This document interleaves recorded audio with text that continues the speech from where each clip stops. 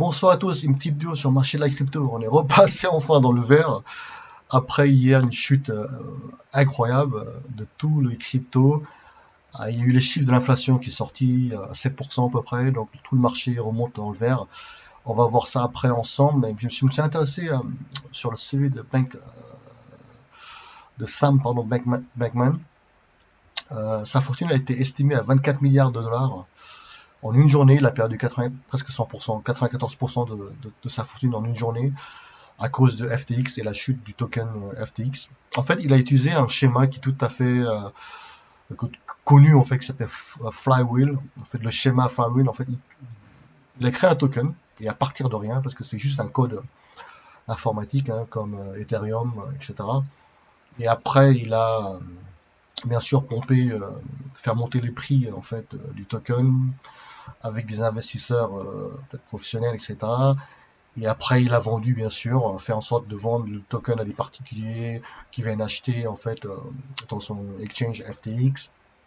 Après, bien sûr, il fallait montrer dans son bilan que le token, en fait, FTX a de la valeur sur le marché, d'accord? Parce que c'était listé dans Binance, dans différents exchanges. Donc, les gens connaissaient très bien le token FTX. Après, le but était bien sûr d'attirer les investisseurs professionnels, et bien sûr récolter des fonds, collatéraliser en fait ces prêts-là avec du token FTX, ce qui est quand même incroyable. En fait, ce token-là, FTX, a été utilisé comme collatéral, ce qu'il ne faut jamais faire, ça c'est sûr. C'est clair et net, c'est une leçon que tout le monde doit connaître. C'est beaucoup trop risqué. C'est valable pour un professionnel et un particulier, d'accord? Lorsque vous mettez comme collatéral du Bitcoin ou de n'importe quel token, vous avez un risque que le marché chute et ça baisse, et donc là, du jour au lendemain, vous retrouvez ruiné. Vous n'avez plus de fonds pour réinjecter en fait de l'argent. En 2017, en fait, ce qui s'est passé, c'est qu'il a créé en fait un fonds qui s'appelle Alameda Research. C'est un fonds d'arbitrage, hein. Donc, ce qu'il faisait, c'est qu'il avait un budget de 15 millions de dollars. Donc, il achetait par exemple des bitcoins pas chers aux États-Unis et il le revendait en Asie beaucoup plus cher. Et c'est comme ça qu'il faisait à peu près des bénéfices d'1 million de dollars par jour. Il a fait ça, il a eu un total, en totalité, il a eu 20 millions de dollars de bénéfices, incroyable. Parce qu'à l'époque, en fait, en 2017, le prix des cryptos n'était pas homogène, on dirait. Parce que donc il y avait une possibilité d'arbitrer entre les exchanges. Et il a profité de ça parce que tout était nouveau, etc. J'ai un ami aussi à l'époque, il a créé ce genre de fonds, sauf qu'il l'a créé après le marché haussier. Donc, donc il y a eu moins de volume, le Bitcoin a chuté à 3500. Moralement, il n'a pas tenu. Et pourtant, je lui avais dit de garder sa start-up d'arbitrage. S'il avait gardé jusqu'à 2021, il serait devenu millionnaire. Vous vous rendez compte? Vous voyez, c'est le mindset qui lui manquait. Le mindset, je dirais, fort qui lui manquait. Donc, il a abandonné. Alors que je lui disais, mais non, ton algo, elle fonctionne super bien.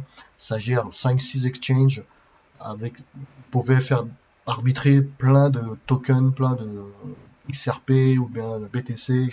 Après, il y a un risque parce qu'il faut monitorer, il faut surveiller, etc. Parce qu'il y a des bugs, il y a des changements d'API également. Oui, mais ça marchait super bien son algo. Et moralement, comme il y a eu le bear market, tout a chuté, moins de volume, il a lâché l'affaire. Vraiment dommage. Question de mindset, vous voyez.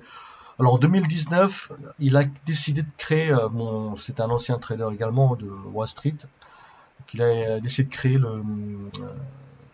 l'exchange FTX, hein, avec bien sûr, il l'a pas fait tout seul, hein, avec un ex-employé de Google, Gary Wang. Et donc, l'exchange FTX.com, d'accord? En 2020, FTX, en fait, c'est assez connu, en fait. Je sais pas si vous connaissez Blockfolio, c'est un portefeuille, en fait, sur Android ou Apple, qui permet de suivre, en fait, votre portefeuille crypto.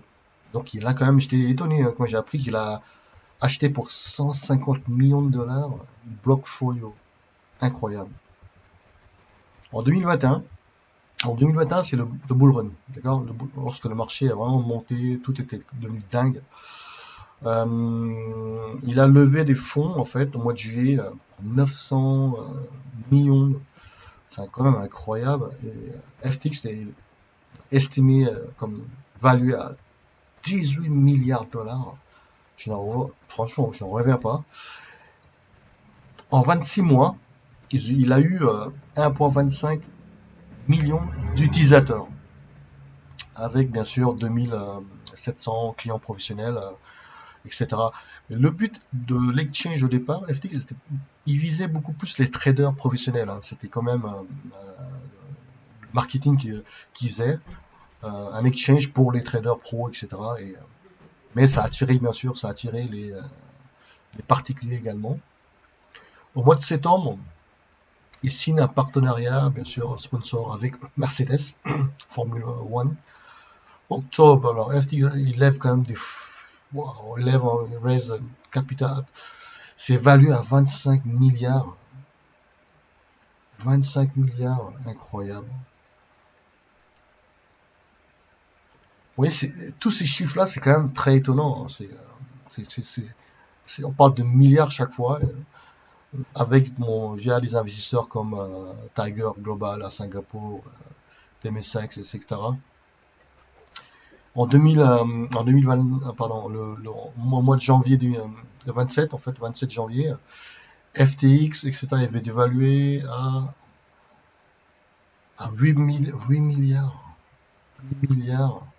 Il lève 400 millions, en fait, pour le premier round, la première levée de fonds, via, en fait, SoftBank, qui est très connu également, SoftBank, au Japon. Le 31, il lève 400 millions auprès de SoftBank, encore, avec une valuation de 32 milliards. C'est incroyable tout ça.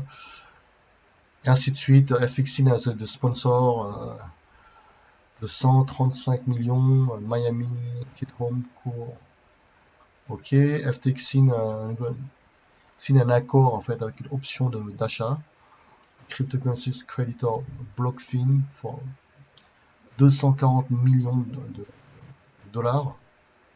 C'est pour le rachat, c'est connu également, hein, BlockFin, pour faire du staking et de crypto. Alors, FTX, Partial Bail. Oui, il a proposé en fait de racheter. Je sais pas si vous connaissez Voyageur Digital en fait. C'est crypto créditeur Voyageur. C'est en fait, ils ont fait faillite à cause de Terra Luna.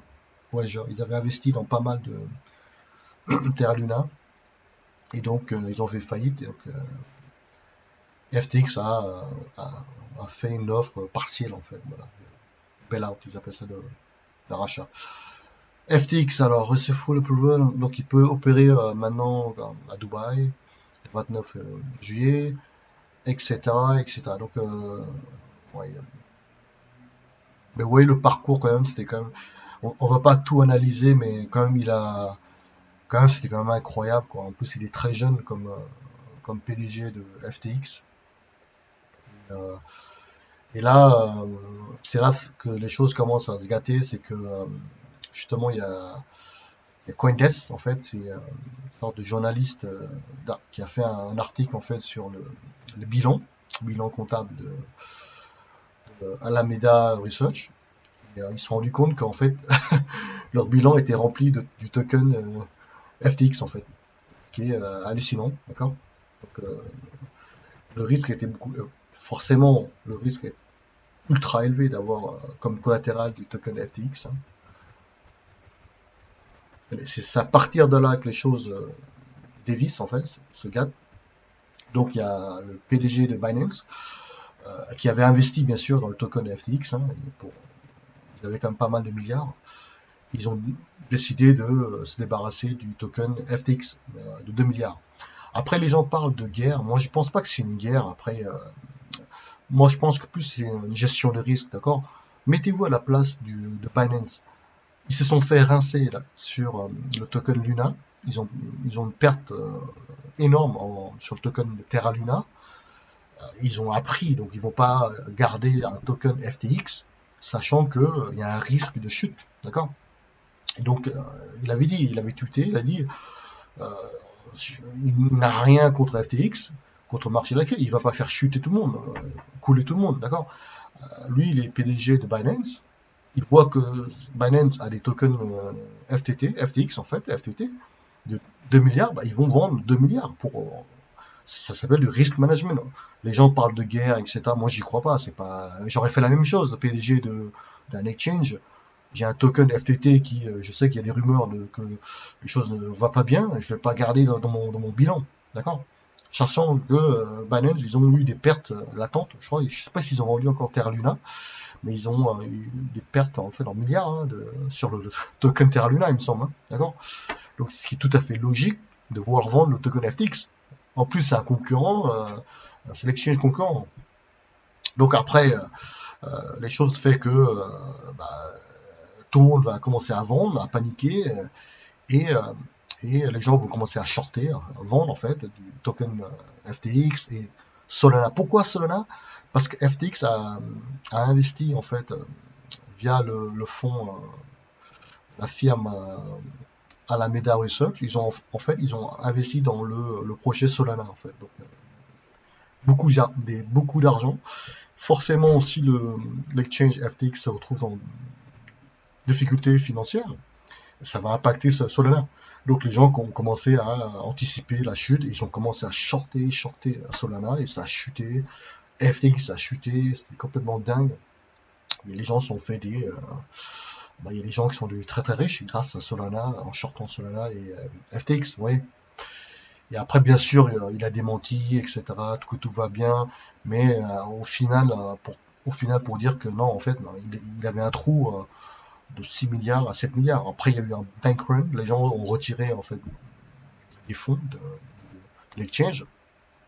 Et comme il y a un bank run, bah, FTX bloque les retraits, comme les banques. Les banques feront et font la même chose.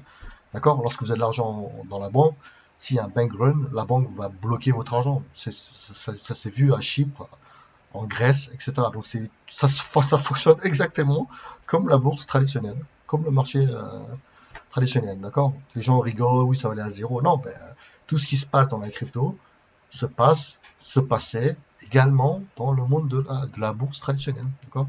Donc il n'y a rien de nouveau. C'est pas, c'est pas le premier scandale, hein, ça, d'accord? On a eu MTGOX, etc. il y a quelques années. Et moi, je m'inquiète pas du tout parce que je dirais, la purge est nécessaire dans le monde de la crypto parce qu'il y a tout et n'importe quoi. Et c'est l'exchange, le projet le plus solide qui va survivre en fait. Et c'est ça qui est bien. Et il y aura pas de banque centrale qui sera derrière. Il n'y aura pas l'argent printé des banques centrales pour venir sauver le système, sauver les cryptos, d'accord? Contrairement dans le marché bancaire, la bourse traditionnelle, si la bourse chute, il y a un crack, euh, les banques s'effondrent, et ben il y a les banques centrales qui vont intervenir et injecter de la liquidité, impression monétaire, etc. D'accord? Dans le monde de la crypto, vous n'avez pas ça. Il n'y a pas l'argent en dernier recours. Il n'y aura pas de banque centrale derrière. Mais je trouve que c'est mieux. Parce qu'il n'y a pas d'aléa moral dans le monde de la crypto. Quand vous faites faillite, vous avez merdé, et ben vous faites faillite. En fait. Vous disparaissez. Dans le monde traditionnel, la bourse ou banque, vous avez mal géré, et ben il y a la banque centrale va venir vous sauver en fait. D'accord? Et c'est ça qui fait que il y a une sacrée différence entre le secteur bancaire traditionnel et le monde de la crypto. Si vous avez merdé, vous avez mal géré votre exchange, et ben vous faites faillite. Voilà. Vous n'avez pas. Et là, il essaye pour l'instant de trouver en fait une discussion avec Binance, mais Binance, vu que Binance ils sont pas, voilà, ils ont regardé le bilan comptable, ce qui est logique. Ils ont vu qu'il y avait un trou de 6 milliards, 7 milliards. Ils vont pas acheter un exchange qui a un trou de 7 milliards. Donc ils ont retiré le deal, ils se sont retirés du deal, etc. Maintenant, il y a Sam Bankman qui recherche, qui négocie, je crois, il est en train de parler avec Tron, Justinson, en fait, c'est le boss de Tron, le projet blockchain chinois Tron, pour voir s'il y a possibilité voilà, de venir sauver. Regardez, dans le message publié sur Twitter, Justin Sun a déclaré: nous sommes en train d'échafauder une solution à FTX afin de trouver un issue, alors sans plus de précision sollicité par Reuters. Justin n'a pas répondu. Vous voyez, pour l'instant, c'est en cours de négo. C'est vraiment terrible parce que cet événement se passe. C'est mauvais timing en plus. Il se passe dans un environnement où il y a la hausse des taux, moins de dollars, moins de liquidités. C'est pas le bon moment pour lever des fonds en fait. Vous voyez, c'est pas comme en 2021 où il y a la planche à billets encore, l'argent gratuit, pas cher, etc. Donc tout était facile en fait pour lever des fonds. Les startups levaient des milliards, des millions. Et maintenant, en 2022, récession qui arrive, 2023 récession, d'aller chercher des fonds pendant la récession, vous voyez, c'est pas pareil. Hein. Là, c'est beaucoup plus compliqué, d'accord? Maintenant, parce que les taux augmentent, etc. Donc, il y aura moins de dollars sur le marché. C'est pour ça que. Mais je trouve que la purge est nécessaire. Elle est vraiment nécessaire. Et ça servira de leçon aux gens qui se sont lancés dans FTX avec des effets de levier de sang, etc. Maintenant, leur fonds, en fait, ouais, maintenant, vous voyez très bien que votre fonds, si vous n'avez pas votre clé privée, eh ben, ce n'est pas votre argent. Ce n'est pas votre crypto. La crypto appartient à Bankman. Parce qu'ils peuvent bloquer les retraits. Maintenant, on se rend compte qu'il a utilisé les fonds de ses clients, etc. Également, Celsius Network avait également placé les fonds de leurs propres clients ailleurs dans d'autres plateformes. Maintenant, oui, c'est pour ça que c'est important d'avoir un portefeuille physique, de tenir sa clé privée, parce qu'en période de bear market, votre token va être bloqué quelque part, bloqué dans l'exchange, et là, c'est comme en banque en fait. Hein. Vous laissez votre argent en banque, en cas de crise, vous ne pourrez pas récupérer votre argent, d'accord? Les 100 cas de garantie, ça c'est théorique en fait. Hein. La banque n'aura pas assez d'argent pour donner 100 cas à tout le monde si une banque fait faillite, d'accord? Parce que la banque également utilise des effets de levier, hein. Faut pas se leurrer, quoi, d'accord? Voilà, concernant FTX. Alors, concernant la bourse, cet après-midi, c'est vraiment, je dirais, la bourse, c'est comme le monde de la crypto, en fait. Hein. C'est complètement hallucinant ce qui se passe. Alors, le marché, en fait, n'avait pas de direction ce matin. Et tout le monde attendait les chiffres de PCI. Alors, ils appellent ça PCI, chiffre d'inflation. Avant, c'était 8,2%, d'accord? Le forecast, en fait, l'estimation. On pensait avoir 8. Donc, on a eu 7,7% ici. Donc, l'inflation a un petit peu baissé. D'accord, un petit peu, d'accord? Ça se voit que c'est un petit peu. Et le marché a comment dire, a explosé à la hausse. Complètement dingue, regardez. J'ai fait une feuille. Alors, Dow Jones, en 5 secondes, ce qui s'est passé, c'est qu'en fait, si vous prenez une position ici, là, de short, bien sûr, vous faites rincer. Parce qu'en 5 secondes, regardez, là, on a fait ce qui est incroyable. 600, 700, 800, c'est complètement incroyable, oui. Ça fait 400 points. 400 points. Après, on arrive 200 points. 600, d'accord, 600 points. 800 points. Là, vous faites 800 points en 5 secondes. D'accord. Le marché passe de 0, quelque chose à plus 3% d'un coup en 5 secondes. Pareil pour le Nasdaq. Nasdaq explose à la hausse. Boum. Bitcoin également a suivi. On était passé vers les 16 000, etc. Et ça a explosé, ça a suivi le Nasdaq, algorithmique. Tout ça, c'est des programmes robots algorithmiques, en fait, vous voyez, qui est programmé pour suivre en fait les chiffres de l'inflation et après, en fonction du sentiment et comment c'est pricé, et hop, allez, on fait un achat automatique, robotique, etc. L'or a également explosé. Là, le dollar, le basket dollar, en fait, forcément, le dollar, par contre, le dollar a dévissé, quoi. Ça a chuté. Le dollar est devenu faible, etc. Pourquoi? On va voir ça après.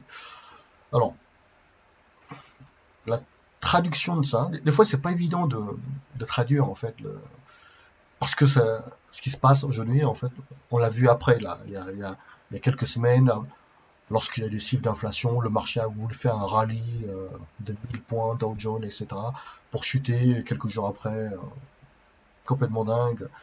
Après, il y a d'autres chiffres d'inflation, le marché n'a pas aimé, donc ça a chuté, ça a corrigé sévèrement, ça a chuté, ça a chuté.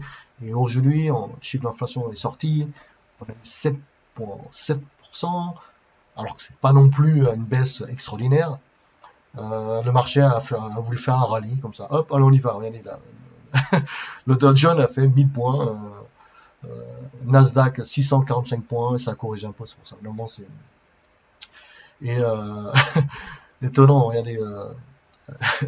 US 500, 174 points, etc. Alors, comment on va traduire ça? Pourquoi le marché a décidé en fait, de faire un petit rallye, pour un jeudi, d'accord? Alors, les 7%, on peut le traduire comme, en fait, bon, bah, la politique de la Fed, ça marche, et peut-être que la Fed va arrêter la hausse des taux, ou bien va baisser, ne va pas trop augmenter la hausse des taux, etc. C'est comme ça qu'il faut traduire, d'accord? C'est pour ça que le marché est monté. On appelle le marché, mais je dirais pas ça un marché, parce que c'est des robots, en fait. Ouais. Comment, comment on peut appeler un marché lorsque vous avez par 800 points en 5 secondes? 800 points d'un coup, comme ça s'appelle un marché. Vous voyez, c'est un peu ridicule, d'accord? C'est des robots algorithmiques ou peu importe qui sont programmés et hop, on y va, quoi. Pour moi, c'est pas un marché, je suis désolé, quoi. C'est pas ça le marché. Mais bon, c'est comme ça, ça marche comme ça. Le système actuellement marche comme ça. Alors, la traduction de l'inflation à 7,7%, c'est en fait, il y aura moins de hausse de taux et la Fed va se calmer. Voilà, le marché pense qu'il y aura moins de hausse des taux, alors que la Fed a dit clairement la target des 2% n'est pas atteinte. D'accord? Là, vous voyez, on n'est pas à 2%, là, on est à 7,7%. D'accord? Ben, le marché a voulu faire un rallye ce jeudi. Voilà, c'est la traduction de ça. Ce qui n'est pas facile pour les gens qui ont osé acheter ici, long, ben, c'est jackpot. Parce que le marché en 5 secondes a fait 800 points, 600 points, etc. C'est du poker. Les gens qui, par contre, c'est très risqué, hein, bien sûr, le jeu-là, de prendre une position parce que le marché il n'avait pas de direction. Vous voyez, il n'y a pas de volume en fait là. Et d'un coup, là, lorsque les SIPA est sorti, boum, volume de dingue. Et le marché est monté à propulser, bien sûr, le marché de la crypto, alors qu'on a toujours des problèmes de hausse des taux qui va arriver. FTX, le problème FTX n'est pas réglé, etc. D'accord? Pour moi, ce genre de hausse n'est pas crédible, elle ne va pas tenir, d'accord? Parce qu'au mois de décembre, il y aura une hausse des taux, peut-être moins forte, c'est ce qu'on entend parler. Euh, alors la hausse des taux au mois de décembre. Alors décembre 2022, vous voyez, le marché price en fait à 80%, une hausse des taux de 50 points de base. Je sais pas pourquoi ils aiment bien dire 50 points de base, mais en fait c'est 0,5%, voilà, pour simplifier pour les gens qui ne connaissent pas. Pour un taux en fait de 4,25, entre 4,25 et 4,50%. Vous voyez, donc la hausse des taux continue. Après, elle va descendre. Il y aura moins de hausse des taux, mais elle continuera quand même. Vous voyez, donc même si là en 2023 c'est pricé à 25 points de base, mois de mars 25 points de base, mais il y aura la hausse des taux continue, donc il y aura un crack quelque part. Je ne sais pas quand le marché va commencer à comprendre que la hausse des taux continue, hein, même si elle sera peut-être moins forte. Donc voilà, donc faites attention quand même lorsque vous faites du trading, vous voyez ce que ça fait. Même si vous mettez des stop loss, votre stop loss ne tient pas, hein. En 5 secondes, ça fait 800 points, etc. Votre broker n'a pas le temps de fermer votre pause, hein, d'accord? Il y a du slippage. Vous voyez, c'est très très dangereux et pour les gens qui sont dans le trading, faites attention. Alors après, il y a des gens qui arrivent, bien sûr, à gagner toujours dans la crypto lorsqu'ils ont repérer les news, en fait, tout ce qui est hier, en fait. J'ai un ami qui a cartonné, qui a réussi vraiment à shorter Solana, et shorter FTX, etc. Donc il s'est fait quand même 11 000 euros hier, en, en une journée. Hein. Oui, donc c'est quand même incroyable. Après, bien sûr, c'est très risqué. Voilà, donc il a utilisé également l'effet de levier, d'accord, pour pouvoir quand même multiplier ses gains. Voilà ce que je voulais vous parler sur le marché actuellement. Forcément, le BTC, Ethereum, tout est monté dans le vert, etc. Donc tout est lié en fait, tout est algorithmique, forcément. Binance Token à 300 $, 7%. Solana, il était allé dans les 12 $ pour faire 17 $, etc. Donc, DOT également, XRP, bon, 8%. Tout est monté, ce qui est tout à fait logique, hein, étant donné que le Bitcoin suit le Nasdaq. Le Nasdaq monte. Le Bitcoin, forcément, va pomper également. Voilà, c'est tout ce que je voulais vous parler. C'est ce que je voulais vous parler de ça. Alors, si vous avez des questions, si vous avez des recommandations sur tel ou tel article à analyser, faites-moi signe, un commentaire. N'hésitez pas à liker et à nous suivre. Alors, j'espère que vous allez faire pas mal d'argent pour les gens qui savent faire du trading. À vous de voir. Également de suivre sur Twitter. Hein. C'est vraiment pas mal Twitter. En plus, ça a été racheté par Elon Musk qui fait une sorte de purge en ce moment. Voilà, passez une très bonne soirée. Au revoir.